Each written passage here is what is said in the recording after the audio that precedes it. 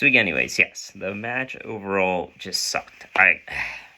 There was like one or two good moments, and to be honest with you, I kind of lost track with it, with all the slowing down and just I can't even explain it, to be honest. When I watched it, it might have actually gone down as one of the worst matches I've actually ever seen.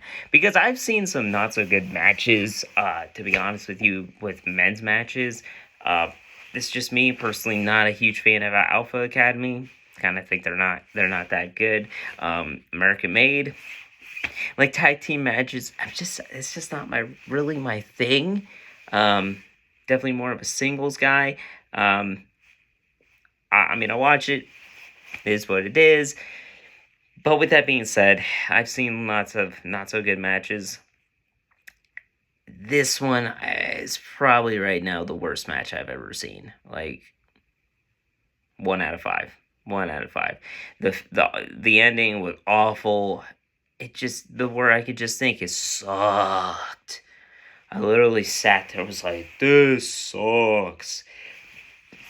I never need to see a match like that again. Let's put it that way. So, I bet Jade hopefully will have a great, probably triple threat, thing that they're building towards SummerSlam or something like that with, Bianca Belair, with Naomi, and then, of course, Jade Cargill. So we have that. And, of course, Asuka, she doesn't really need this. She, could probably face Io Sky at any time. To be honest, I wanted that to be our SummerSlam because it would be amazing. Because I love Io Sky, and Asuka I've never watched her before, and now I know who she is, and I'm like, dude, she's the real deal. But this triple threat, because of what we just had for Queen of the Ring here with Asuka versus Jade, it needs to redeem this poor match. It has to. Because if we get another match, the proof is in the pudding that those three are not going to have a good dynamic or a good chemistry with each other. And that's just going to further prove that just because you like somebody does not mean they necessarily can wrestle.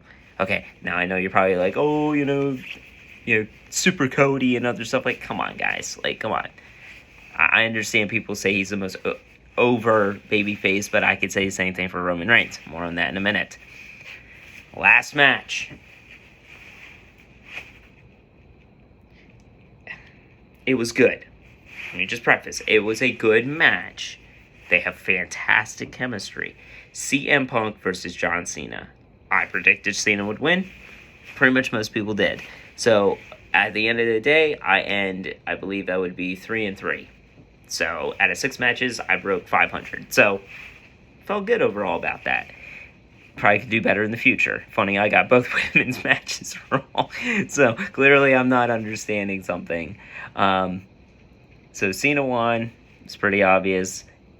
I wrote before the match even began, will Roman Reigns return?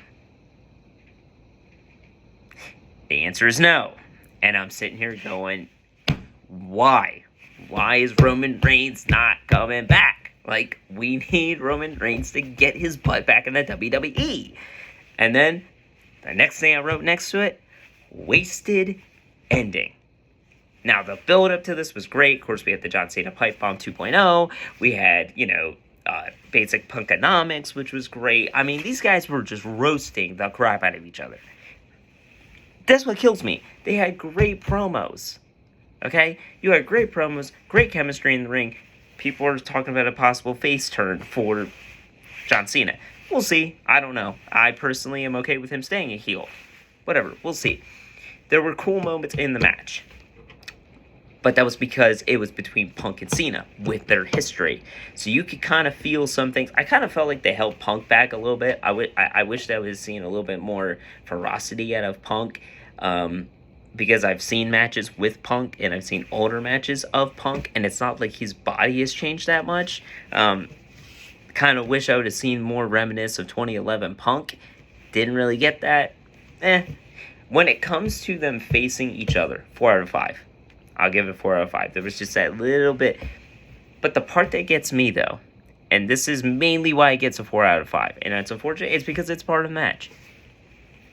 It's the interruptions, the shenanigans that happened. First, number one, that should not have happened.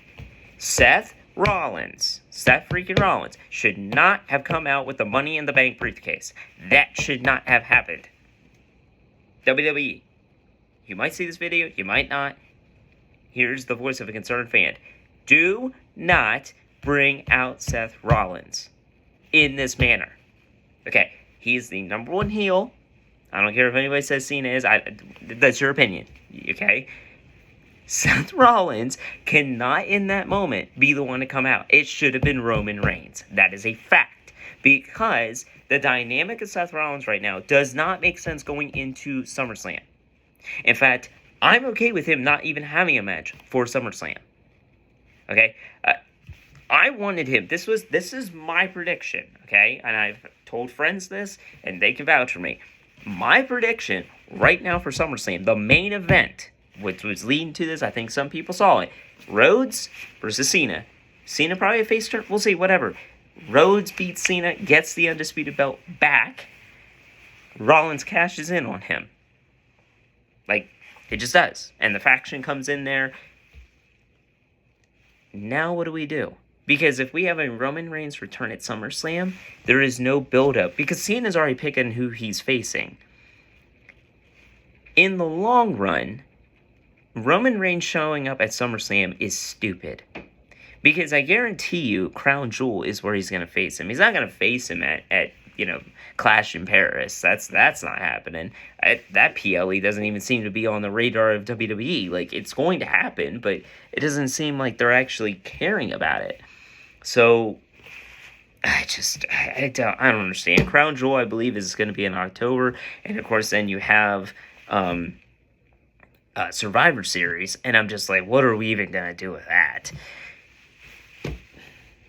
Roman Reigns, for the love of everything that is kind and nice, you as a part-timer are ruining partially a storyline. You got the fans chanting OTC and won't shut up, okay? Personally, I'm cool with Roman.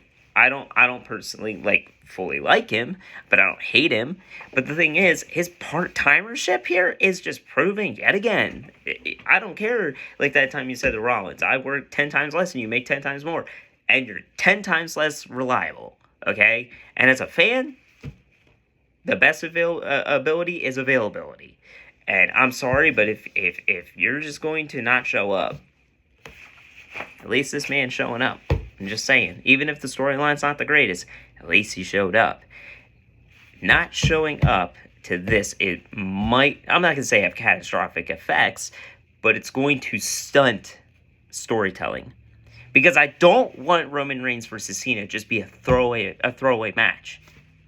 Okay? It's about chemistry. We can't just throw away matches. That's my point. And if we keep going down this route, it's just going to show that obviously TKO and Triple H are just spanking fans, and that's just not cool.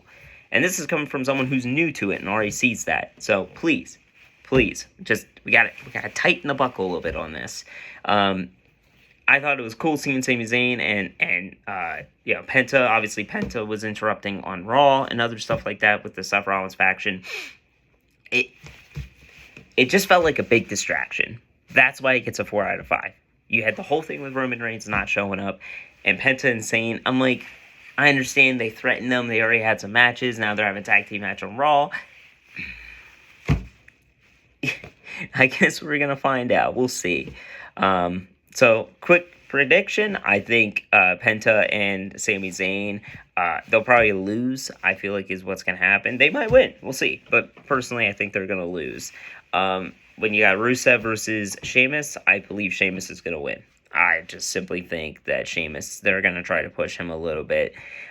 New Day are definitely retaining against Judgment Day. Judgment Day is basically Judgment heel, might as well be what they're called. They're at the heel bottom of all WWE, other than Alpha Academy. I will also say, I think the Rhea Ripley segment's probably going to be good. Gunther, the whole match with him and Goldberg, I don't even understand. So things to come, other content that I would like to talk about. I could probably even make a whole thing why I think Goldberg and Gunther is a waste of time, but we'll even see about that. But hopefully you guys enjoyed this. I'm just Just going to put it out there. I am still a new fan. There's things I'm still learning. These things are my opinion. You're not going to hurt my feelings if you disagree with me. But at the same time, it's all here for good fun. And, of course, wrestling fans are some of the most emphatic and, excited people. So, with that being said, I just hope you guys have a wonderful day. And God bless you.